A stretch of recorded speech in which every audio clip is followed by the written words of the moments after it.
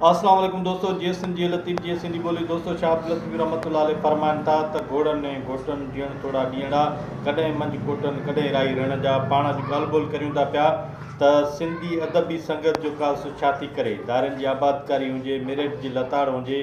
या जो का सो सिंध में जो का सो अफ़गाननि जी लहरगार हुजे, सिंधी अदबी संगत उन ई सिलसिले में कहिड़ी मज़ामती तहरीक हलाई आहे। जॾहिं रईस आसिफ अली ख़ान ज़रदारी साहब जो का सो चयो त जो का सो ही अफ़गानी वीचारा आहिनि ऐं जो का केॾांहुं वेंदा आहिनि हिननि खे जो का सो न कढणु घुरिजे, त उन वक़्तु त सिंधी अदबी संगत खे जो का मज़ामती तहरीक हलाइणु घुरिजे हा। पर ॿुॾी मरणी शराबी ऐं शबाबी मेलाई अदीब जो का जिन खे शर्म न हया न गैरत दरबारी ऐं सरकारी सदाईं जो का सरकारी ऐं सणभे टुकर ते किरिया पिया आहिनि। तव्हांखे जो का शर्म नथो अचे त शीमा करमाणीअ खे सदाईं स्टेजुनि ते तव्हां जो का इज़त बख़्शी, अॼु जॾहिं जो का शीमा करमाणी तव्हांजे मुंहं ते तओ घुमाए छॾियो त तव्हां जो का संदसि ख़िलाफ़ु को बयान ई नथा जो का जारी कयो। अञा बि असांखे था रोकियो त जो का न्याणी आहे गुता लफ़्ज़ न ॻाल्हायो उनजी जो का शान में। अफ़सोस जो मक़ाम आहे त सिंधी अदबी संगत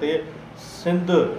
ऐं सिंधी ॿोली सिंधी क़ौम जी जो का सो रहनुमा आहे रहबर जो का सो सिंधी अदबी संगत ख़ामोशीअ जो रोज़ो रखियूं वेठी आहे ऐं जो का सो सिंध बर्बाद ऐं तबाह थी रही आहे। ऐं जो का सो हिननि खे को शर्म गैरत हया नथो थिए त जो का सो हीअ जो का सो कोई ॿ लफ़्ज़ जो का सो लिखनि ॻाल्हाइनि या जो का सो साम्हूं अचनि। अफ़सोस।